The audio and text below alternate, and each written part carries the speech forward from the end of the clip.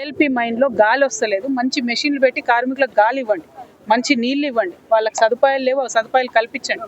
వాళ్ళు పని చేయడానికి పనిముట్లు లేవు, ఆ పనిముట్లను ఇవ్వండి. అవి ఇవ్వడం మానేసి పైగా మీరు ఇండస్ట్రీస్ మినిస్టర్ కూడా ఉన్నారు, ఈ ప్రాంతానికి మినిస్టర్గా ఉన్నారు, ఈ రాష్ట్రంలో మినిస్టర్.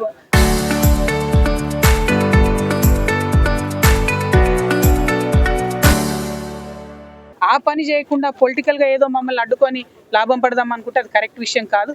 మమ్మల్ని మీరు ఎంత అడ్డుకుంటే మేము అంత ఎక్కువగా అంత పట్టుదలతో కార్మికుల పక్షాన నిలబడతాం. కాబట్టి శ్రీధర్ బాబు గారు ఇటువంటి ప్రయత్నాలు మానుకోవాలి. ఈ గత 4 రోజులు సింగరేణి పర్యటనలో కూడా ప్రతి చోట అడ్డుపడతా ఉన్నారు. You have no right, police has no right to be on Singareni mines campus. ఎందుకు వస్తున్నారు, ఎట్లా వస్తున్నారు, ఖచ్చితంగా ప్రభుత్వం ఎందుకు ఇంత భయపడుతుందో కూడా మైనర్స్కి చెప్పాలి. ఇది కరెక్ట్ పద్ధతి కాదు, దీన్ని ముందుకు తీసుకెళ్తాం. అదేవిధంగా ఇవాళ సింగరేణిలో ఉన్నటువంటి ఇష్యూస్ అన్ని హైలైట్ చేస్తూ బాయిబాట కార్యక్రమం ఎప్పుడైతే టీఆర్ఎస్ పార్టీ హెచ్ఎంఎస్ కలిసి మొదలు పెట్టిందో వెంటనే బీఆర్ఎస్ పార్టీ వాళ్ళు వచ్చి విజిట్ చేసిపోయినరు. ఆ వెంటనే ఎప్పుడు రాని సిపిఐ వాళ్ళు వచ్చి విజిట్ చేసిపోయినరు. ఆ వెంటనే ఇవాళ బీజేపీ వాళ్ళు కూడా కొత్తగా వస్తారట, బట్టి విక్రమార్క గారు కూడా వచ్చిపోయినరు. సో అన్ని పార్టీలకు టీఆర్ఎస్ అడగక ముందు, టీఆర్ఎస్ మైనర్స్ గురించి మాట్లాడక ముందు అప్పుడెందుకు గుర్తు రాలేదు సింగరేణి కార్మికులు? అప్పుడెందుకు రాలేదు బాయిల మీదకి? ఎన్ని రోజులైంది మీరు మెడికల్ బోర్డు పెట్టి? 2,000 మంది కార్మికులు వాళ్ళ కుటుంబాలు క్షోభ పడతా ఉన్నారు. ఎందుకు చేయడం లేదు? అలియాస్ నేమ్స్ చేస్తామని చెప్పి మాట ఇచ్చిన ఎన్నికల ముందు ఎందుకు చేయడం లేదు? అంటే మీ ముఖ్యమంత్రి గారు, ఉప ముఖ్యమంత్రి గారు అన్ని చెప్పినటువంటి మాటలన్నీ కూడా వాస్తవం కాదని తెలుస్తూ ఉంది. కాబట్టి కాంగ్రెస్ పార్టీని ఒకటే డిమాండ్ చేస్తున్నా, మీరు ఎన్నికల్లో ఇచ్చిన వాగ్దానాలన్నీ పూర్తి చేయండి, సింగరేణి మైన్ వర్కర్స్ని కాపాడండి. జై తెలంగాణ. నేను మాట్లాడాను, అది పెద్ద విషయం కాదబ్బా. బొగ్గు బాగాలేదు, బొగ్గు మాయమైంది అనుకో, మేనేజ్మెంట్ ఒక వైట్ పేపర్ ఇవ్వాలి. దానిలో ముందు తీసిన బొగ్గు ఏడవైంది, ఏ యార్డ్లో ఉంది ఏమని ఒక వైట్ పేపర్ ఇస్తే అయిపోతుంది. ఇష్యూ అది కాదు కదా. ఇప్పుడు బీఆర్ఎస్ పార్టీ హరీష్ రావు గారు రేవంత్ రెడ్డి గారిని కాపాడుతున్నారు. వర్కర్స్కి ఇన్ని ఇష్యూస్ ఉన్నాయి, ఒక ఇష్యూ మాట్లాడుతున్నారనండి. ఇప్పుడు మేము వచ్చి ఓన్లీ వర్కర్ సమస్యలు తప్ప రాజకీయం మాట్లాడట్లేదు. వర్కర్ కావాల్సిందేంది, వాళ్ళని కాపాడాలి. అది ఇడిచిపెట్టి నువ్వు రాజకీయం హైదరాబాద్లో వేసుకో.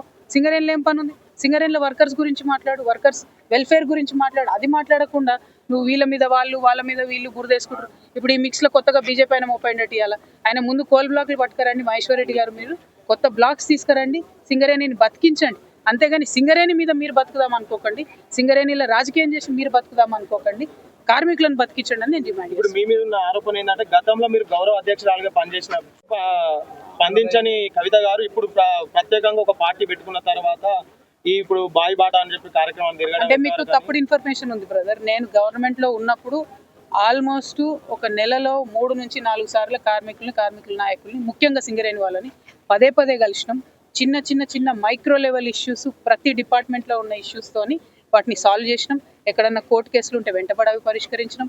మేనేజ్మెంట్ మీద ఒత్తిడి పెట్టి ఇప్పుడు బెస్ట్ ఎగ్జాంపుల్ ఇక్కడ జేఎంఐటీ వాళ్ళు ఉన్నారు. ఆనాడు అండర్ ఏజ్ ఉండే వాళ్ళు, 17 సంవత్సరాలు ఉన్న వాళ్ళు కూడా ఎగ్జామ్ రాసి ఉన్న వాళ్ళని మేము అవకాశం ఇచ్చి ఆనాడు ఆఫీసర్లు అగేన్స్ట్ రూల్ అంటే కూడా ఏం కాదు, వాళ్ళు క్వాలిఫై అయ్యారు కదా, మీరు 18 ఇయర్స్ తర్వాత ఇవ్వండి పోస్టింగ్ అని ఇవ్వండి అని చెప్పి అట్లాంటి మైక్రో లెవెల్ ఇష్యూస్ 100 చేసిన.